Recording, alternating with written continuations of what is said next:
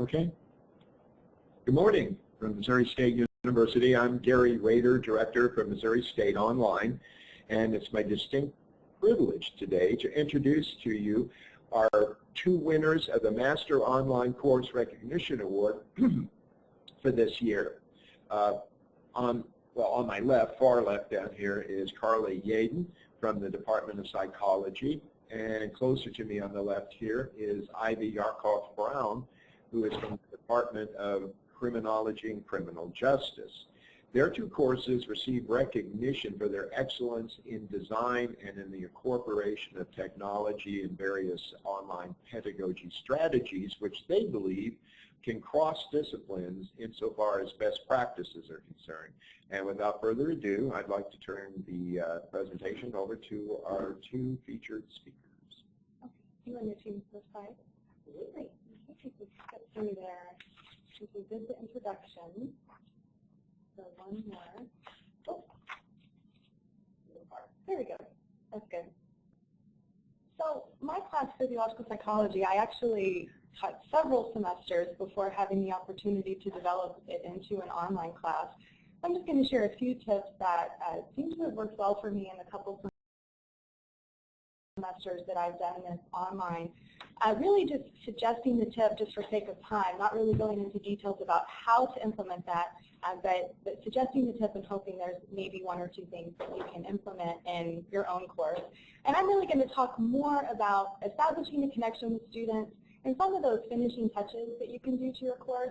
And Ivy's content is a little bit more about the organization of the course and more of that core content.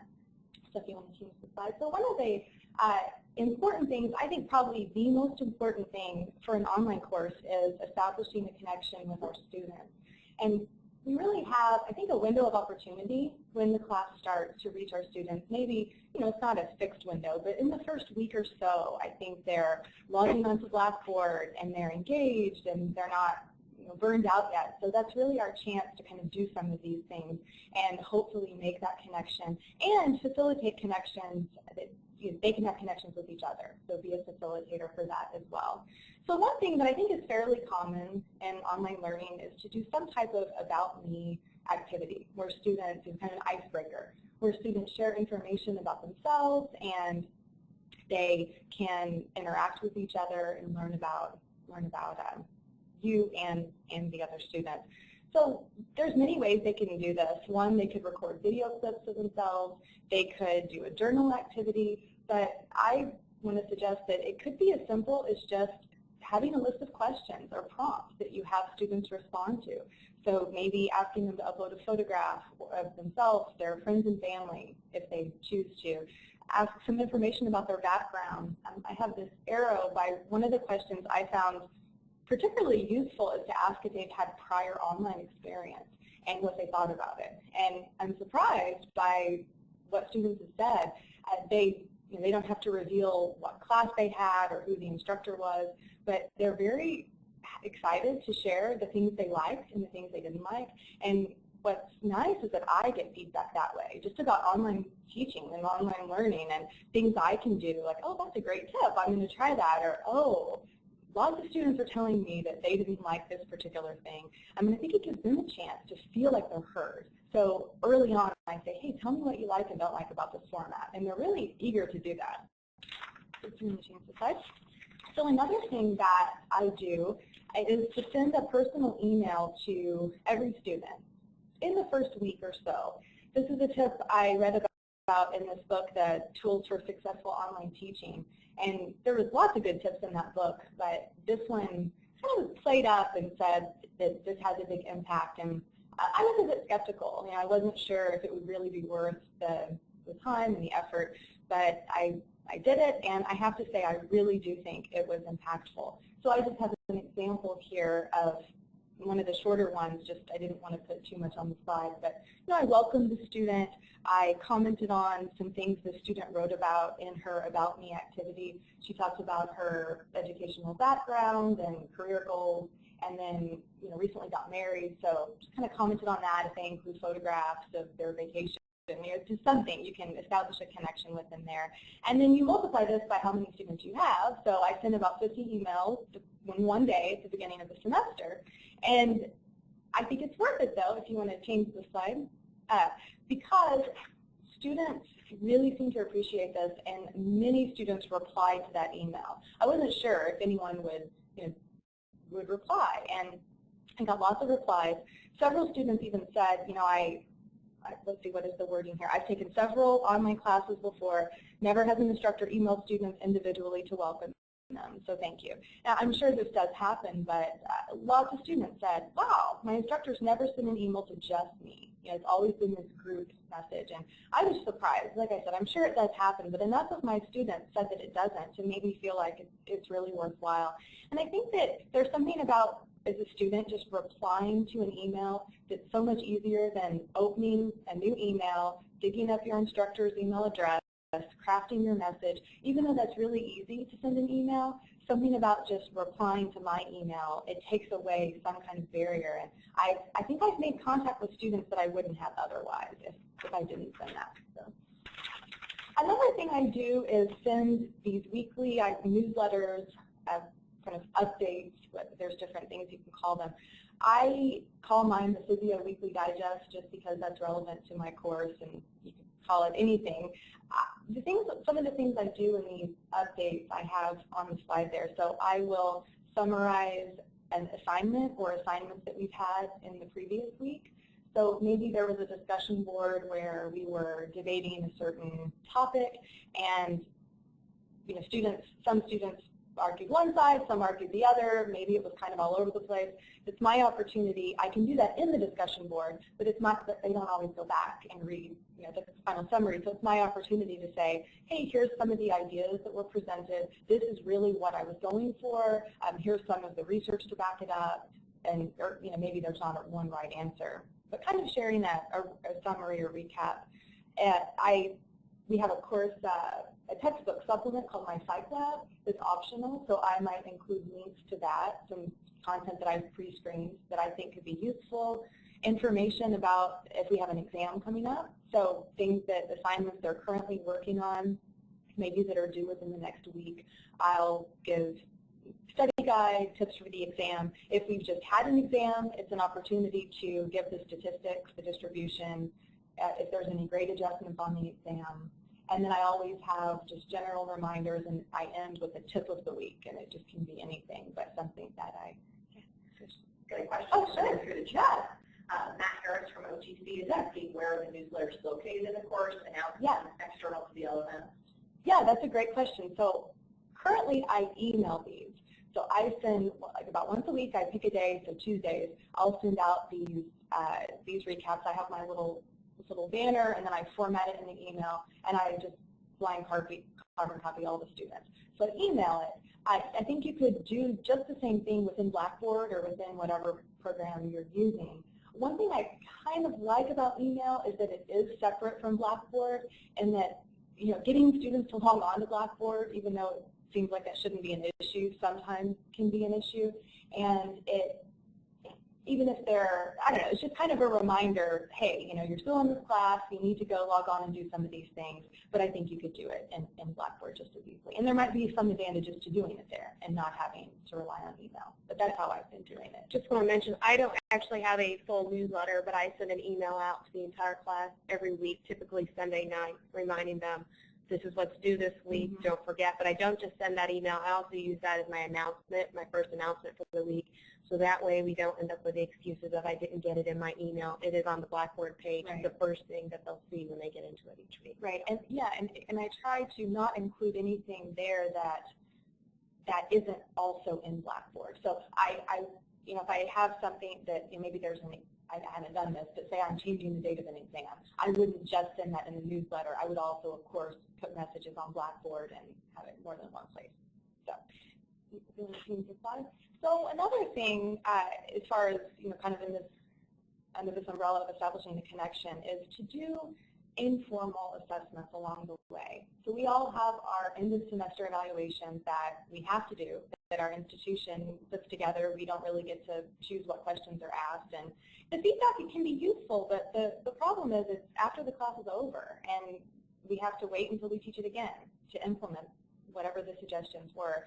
So I think, and you can do this any time, but I think mid-semester is a good time when you've had enough of the course and students have been in the course long enough to get a feel for it, but yet there's still enough time to make changes, and students still are, they feel like they have a chance to turn their grade around and to change things or study habits or whatever the issue is. So this could be something as simple as in Blackboard or whatever software is used. I use the survey tool. The responses are anonymous, and it can take 10 minutes to put together a quick little survey mid-semester to get some feedback.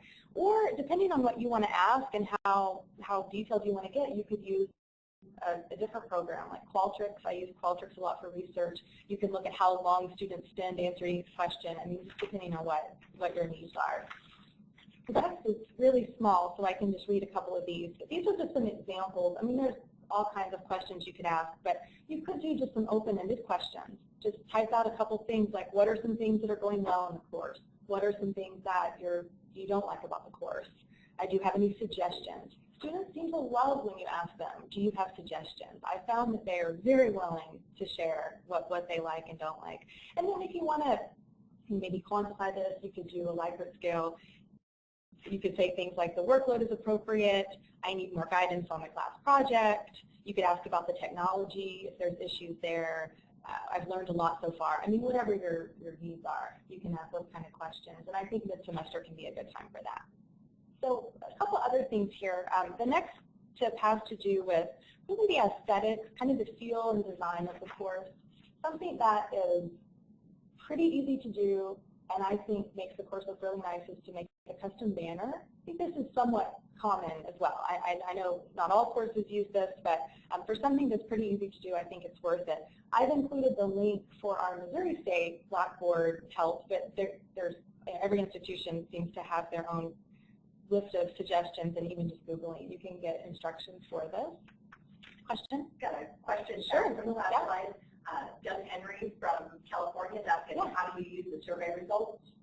Informal review, statistical analysis, is there something specific you're doing with them? Yeah, that's a great question. Well, I think it depends on what your needs are for the specific course. So I've done this where I really don't want to get anything more than just see how it's going. Just give students a forum to just share. And especially if it's a new course, I've done this even in my seated courses. If I've developed a new course that hadn't been taught before, and so I use that as an opportunity to say, just give me some feedback. So I think you wouldn't have to even do any kind of analyses or anything like that. You could just maybe look at the tips you got, and of course some of the things you can't change. I mean, if students are telling you they don't like when the exams are scheduled, well, you're probably not going to change that after you've already established when that is. But there may be some things where they say, going into the exam, I don't feel prepared. Is there any kind of study guide you can give? And you may say, well, I don't really want to do a study guide, but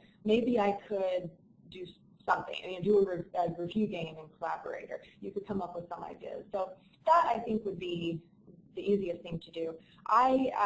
For a couple of projects, of course, you have to get IRB approval if you want to do it for research. But I've used Qualtrics, and some of the data that I've used, I've actually incorporated into some scholarship of teaching and learning research. So I think it just depends on what your goals are.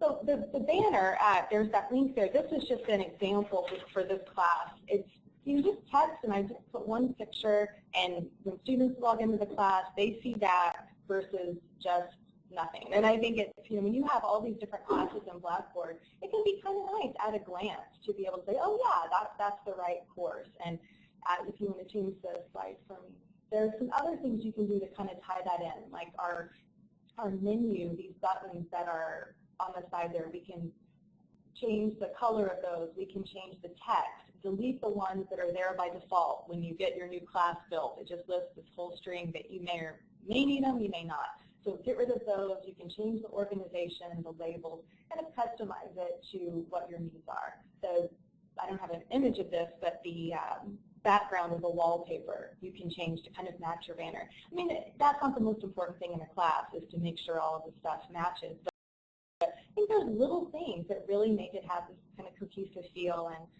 can be nice.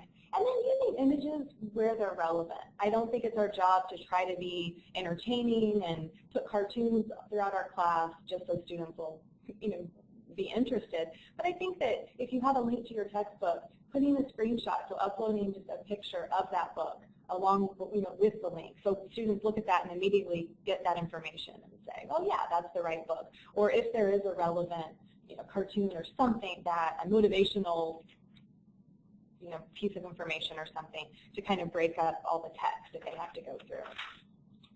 Another thing that I do is try to include some what I call extras.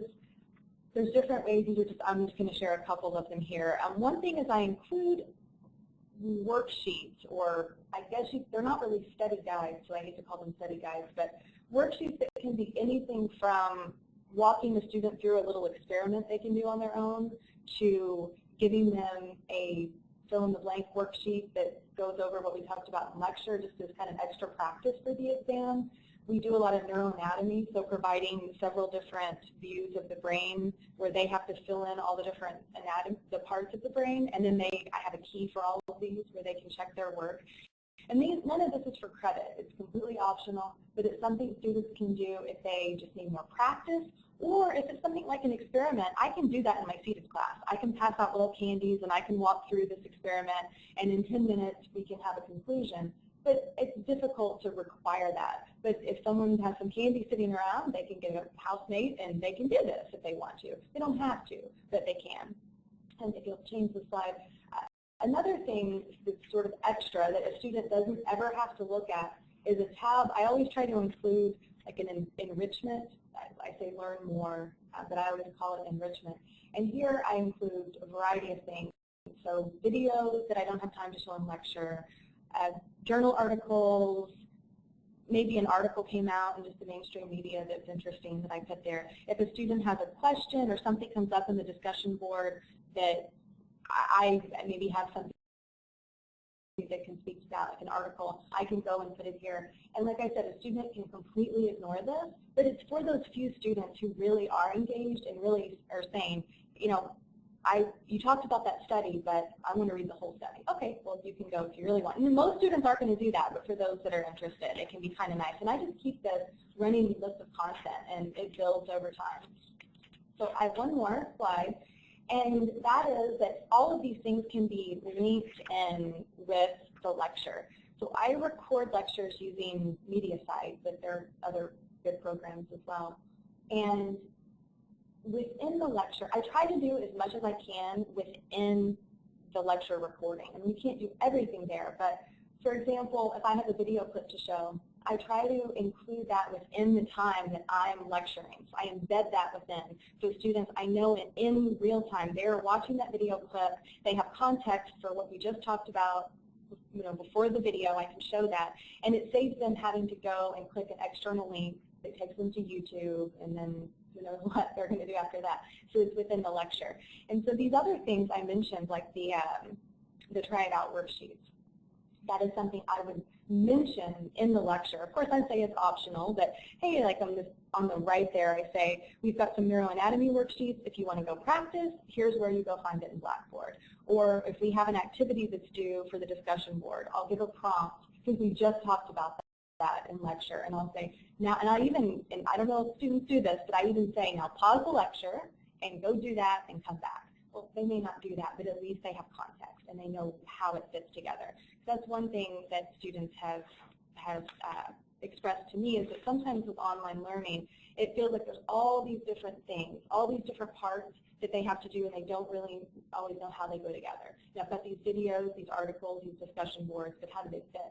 And so one way, and it's not perfect, but one way that I've kind of dealt with that is to try to make the lecture kind of the anchor. Like that's where I can bring in as much as I can of these other pieces. If I can just get them to watch the lecture, then I have this forum to say, now go do this, and don't forget there's an exam or whatever. So that's my last slide. If you want to do questions there or move on to. Or I think we can go back to questions. Okay, that sounds great. Okay. I'm going to talk about my class. It's a seminar on violence, and it is indeed an elective class. You can see I've followed Carly's advice here and having a banner at the top of the course site, making sure that it was recognizable. The students, when they logged into my site, they knew they're in the right place. It was kind of hard to deny the bloody hands. With the banner, one thing that I have found has been very useful is making sure my email address was right there so that they could see it when they first open the site, and I think that's where I see students actually copying and pasting my email address from to contact me, so I've made it quick there. Just a note before I start talking about my class, the reason why this class was designed was due to the fact that the criminology and criminal justice program here at Missouri State is entirely online, and we were approached as faculty members to come up with some ideas for elective courses, and that is why we have this violence class, and making sure that we have enough electives that are offered in an online format. One thing that I found with our particular major, and I think this would be transferable to other subject matters as well, is that there are a lot of media sources that are readily available, and there's a lot of internet links, and there's a lot of video clips that we can get to, and I think as an online instructor, you do have to embrace that. Okay. To help the students get started at the beginning of the semester, I actually have a Getting Started tab. It's the second one in that menu, and it's just clearly stated as Getting Started. And once they link in there, it is written out as a step-by-step basis. The step one is a welcome, letting them know who I am, how to contact me. Step two is emphasizing the importance of actually reading the syllabus before they get into the class. I think students know they're supposed to, but unless you remind them, I don't know that they do. Not just putting that step there, but I have the syllabus link immediately after that so they can access it as well, right there without having to go to another section of the site. And then going down from letting them know what technology would be most appropriate with regards to what works best with a Blackboard system or whatever platform they are using, so that they have that installed before they really start taking quizzes or exams in the course. The navigation in the menu, Carly's already actually touched on this subject as well. I do have it matching, and I did make sure that I erased tabs and buttons that were not going to be useful for them, made sure that they were clear to read and they were accessible. And when class or when pieces were no longer needed once the assignment was done, you can see there's a little square to the right which tells you it's no longer available. So once they were done with that, I would remove that tab so it wouldn't clutter up the site. We can see it because this is the instructor view, but the student can no longer see those pieces. It just keeps it neat and tidy. I do have my grades as a standalone and help as a standalone because those tend to be the ones that if they're in panic mode, they need to be able to access it quickly and see it clearly. So that's why I keep those in that particular piece. So. Is there a question there? I didn't know if I should answer.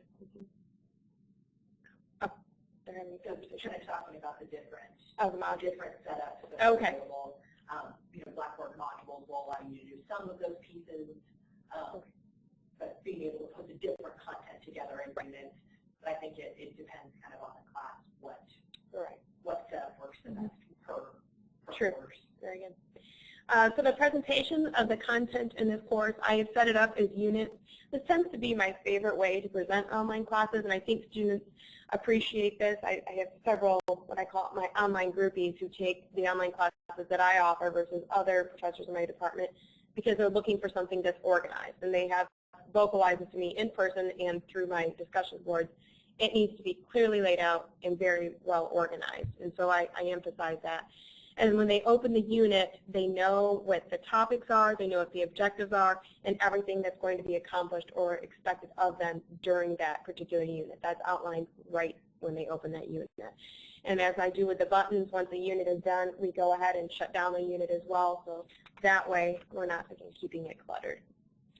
Once they access the unit, I do use the table of contents feature to the left there. It's in between the regular menu and the content page. So if they want to go more in a more quick basis, if you will, to the quiz, they can see that. It's outlined in the table of contents, and it shows them just how many pieces are in each one of those folders. I'm a planning person, and if I'm in their shoes, I would want to plan out my week. How many pieces do I have this week?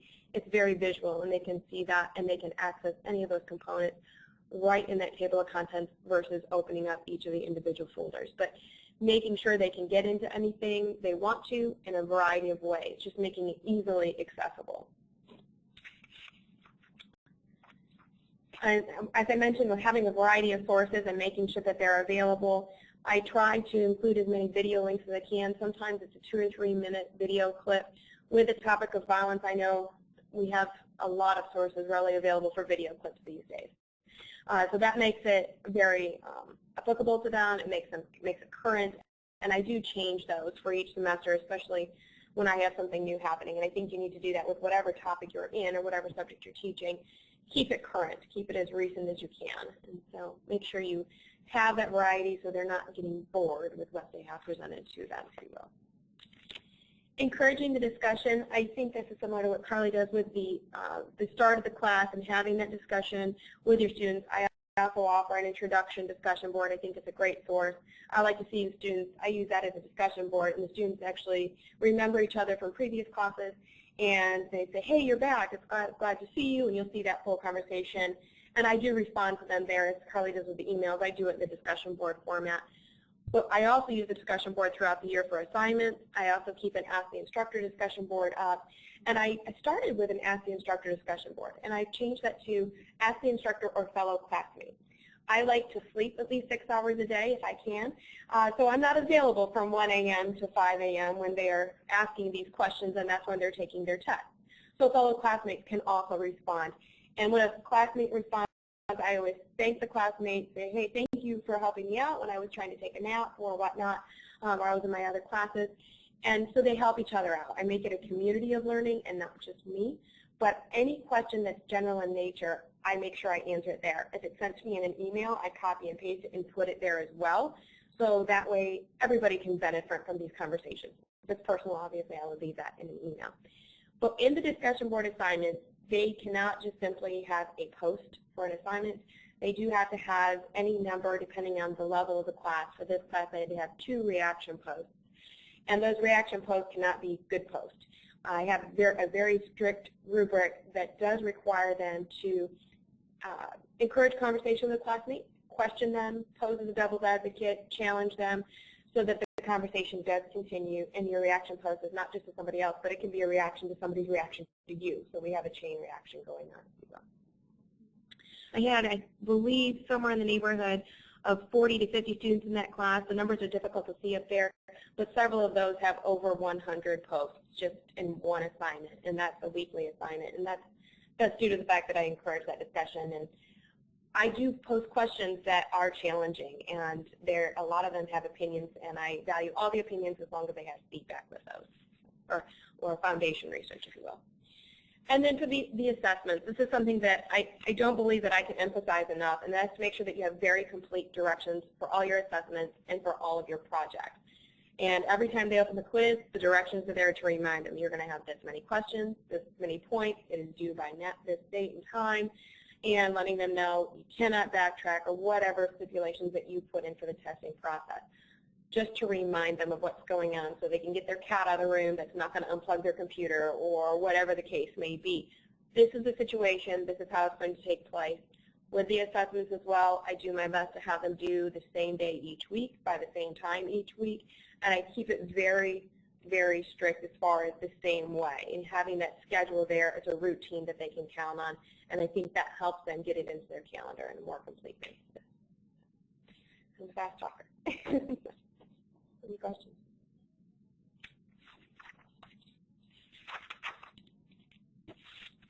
Sure. Hi, I've got a question. Okay. You guys are both testing online. I know different colleges and departments are adopting different quality assurance tools. How I generalize it. Are you guys using anything like that? I have used the Respondus lockdown, and while I understand that it's beneficial, I have found that it also bogs down computer systems, and it makes it very difficult for the students to take the exams themselves. There's the one with the video capture to it, I believe, now with the Respondus.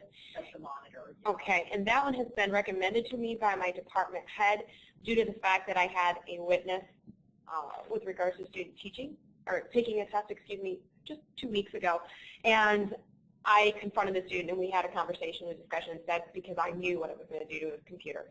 While I really like the concept of it, I think that if a student wants to cheat, they're going to find a way around it, be it in the classroom, be it online, wherever it may be. So I think it's up to the teacher and their academic freedom and their integrity and how they want to design their test and how they proctor it. Yeah, I actually have proctored exams. So we have a proctoring center at Missouri State, and if they're in region, they use that. And then if they're out of region, there's some approved site. And then if they're out of that region, then they have to, there's like a form they fill out, and they have to find the center, and I would approve it. And it's a bit of a hassle when you have several students and lots of connecting with the proctors and making sure they have all the information. But for now, that seems to work well. And they do have quizzes that they do on their own. And one thing I've done, since they have 4 proctored exams, I've done for the quizzes just made those, they're timed, but they're open book. So that way they can use whatever materials they want, and I'm not having to worry about, or if I say they can't use their book, but they're at home, well, clearly that's, like you can't enforce that. So I just say you can use whatever tools, but they only have a period of time for the quiz. So if they really weren't prepared and they were just trying to Google to find the answers, I don't think they would be very successful. Gotcha. One note on that, in the proctoring center, while I really like the concept, I have not been able to do that for a few reasons. I've had multiple students who are either in Afghanistan or Iraq taking my classes. And I think they're doing something for our country, and that's a personal basis for me. I'm not going to make them go through that particular channel. And I believe if I do it for one student, then I have to do it for all, and I struggle with that fairness concept. So to try and avoid that issue, I really applaud you for doing it. I think it would be a difficult thing for me to do in my position. But I make my test timed, and if it's a 75-question test, they only have 60 minutes. I know they're going to have a book there. I know they're going to look up 1 or 2 questions, but there is no way they're going to be able to look them all up.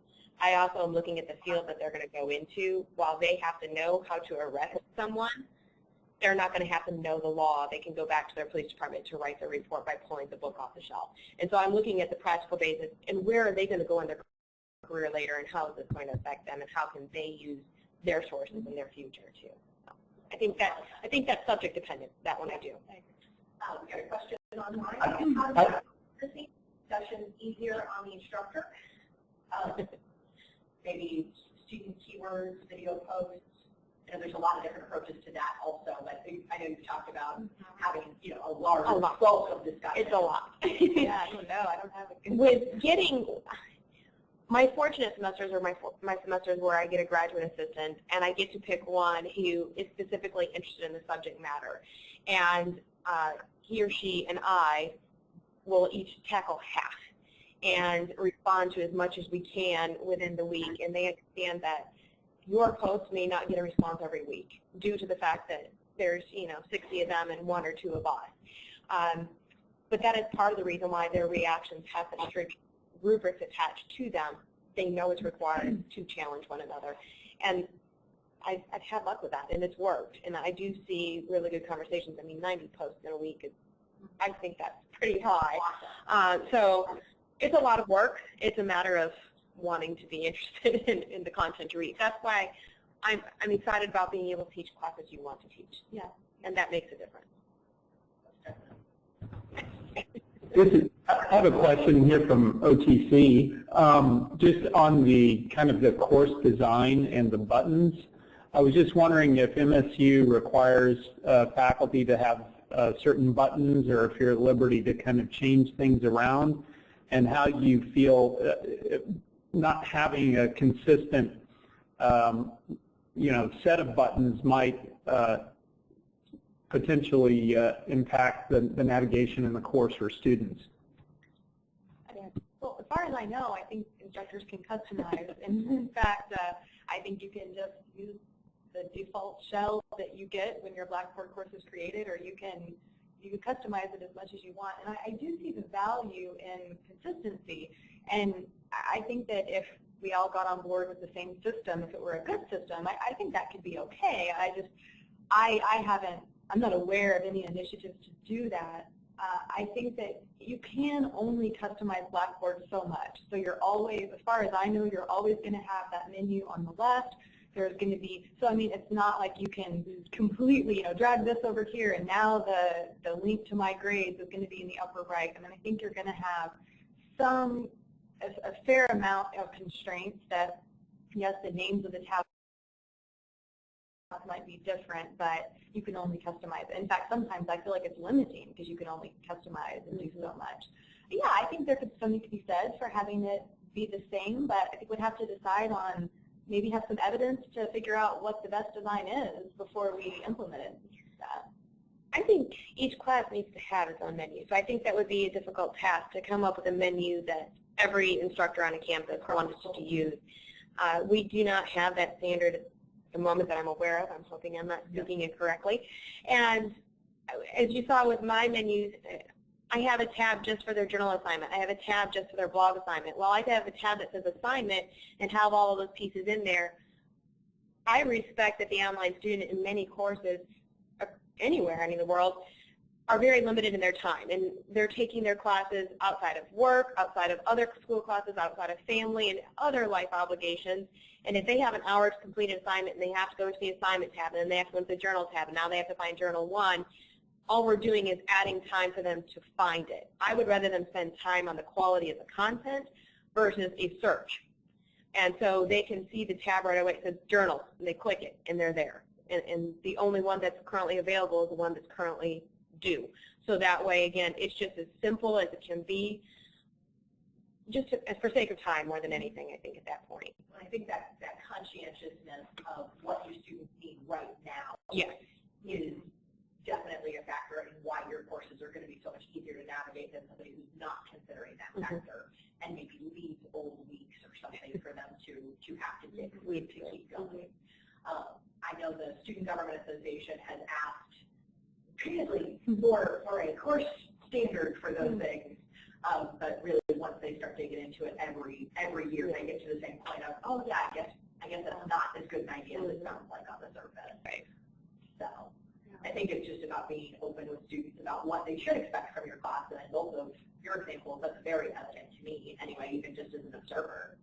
I have found that when students are, the ones that are most conscientious, at least the ones I have found, your conscientious students I really enjoy, the ones that are doing the extra work, but they will check with you before the semester starts, even before they register for your class. Do you have a syllabus? Will I see what it's going to be? Is it 100% fully online? Will I have to have a proctored exam? And they check beforehand and they know. Do you know how many tests you'll have? That kind of thing, so that they can plan it out to make sure it is going to fit their life. And that is one piece that I try to be very cognizant. Is this something that they can do? Can they print the lecture notes and take them and read them when they're traveling? Is it something that they're going to have audio equipment with them for every unit? And so I try to have an option as far as that. It's something I didn't mention, probably should have. But the lecture notes, I won't record them.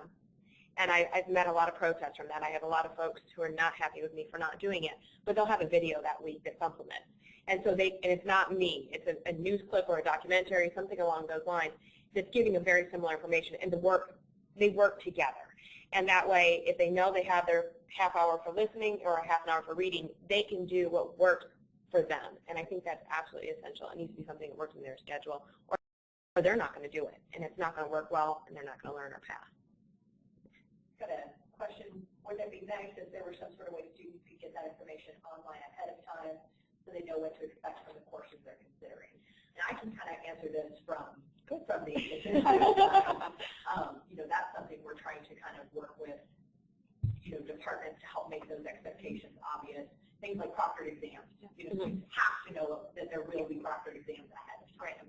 And so we're working on kind of standardizing how those course listings, what information is included there and why. The syllabus is obviously something they would have to email you for that, but I would imagine most instructors are going to have at least last semester's syllabus that they can give them an example. And one thing I do for that as well, I do the absolute best that I can to open my Blackboard site 7 to 10 days before the semester starts. And I will frequently see people drop after they've read the syllabus, and then I see other people adding. It's a very flexible time period, that 7 to 10 days, and I go ahead and let them start. And during that 7 to 10 days, they're doing the introduction discussion boards, and I'm responding to them right away to let them know, hey, this is the kind of professor I am. I am here. This is going to work. this is who I am, and it gives them security. I can't handle it. It looks like it's a tough class. They're supposed to be tough. But they can manage it, and they know that there's someone that's going to be there. So I do my best to open them 7 to 10 days early. Right. I know there's a lot of individuals who don't like to. I'm glad to hear you do, but my department says I'm crazy. But that's okay. I already knew that. So we work with it, and I work extra to make sure that I am available as soon as possible. And I think that's and research says that students do better in courses that have a proactive instructor in that manner. That extra time, I know, made the difference to me as a student. And even sending that email, opening up your course so it'll appear and they can go in and they don't have to wait to the very first day of class, or even emailing the week before and just saying, here's the checklist. Here, maybe email your syllabus, or maybe just say, welcome, do you have any questions? They're going to be proctored exams. These are the exam dates, those bullet points of the things that they're going to want to know. So maybe a week before they can drop if it doesn't sound good, and someone can get a spot before the semester even starts. That would be ideal. That is ideal. So what if there was an institutional preview system that was specific to its course and instructors? And I think that's just one of those things that would be too many variations too fast. Would you guys agree with that? I mean, because every course isn't going to be taught even the same way, and like those variable topics, sometimes that's going to. But something like that certainly is something we could continue to look at. I mean, I don't think that's. That would be kind of cool for any class, really. If maybe we need to kind of collaborate with the electronic and media arts department, have them make trailers for our class. That would be cool as a student. Watch the trailer and see what's fun. Knowing, being on the back end of that, knowing how many hours. Right. The math gets away from me there quickly. But certainly something to think about. I know there's kind of a limited integration that we can do within the registration system, and I kind of like to see the time we're spending. I want them to go one place. If you're talking before the semester starts, I would think. Right. They understand kind of what we've got. I think you can, if you have like an instructor website, I think you could link out to something like that, as long as it's not login protected like Blackboard. Certainly we need to keep pushing forward. You guys are so well set up from the get-go that you can look at shiny things. Did we miss a question up? I thought we missed one. Did we miss one? Maybe mistaken. Possible they would want to take that. There's quite a few that course preview system. Trivia course preview or trailer. No, I think we did it. Yeah, I did. Yeah. Psychology of buttons. That's your area, right? Any further questions from online? Certainly don't want to miss anybody.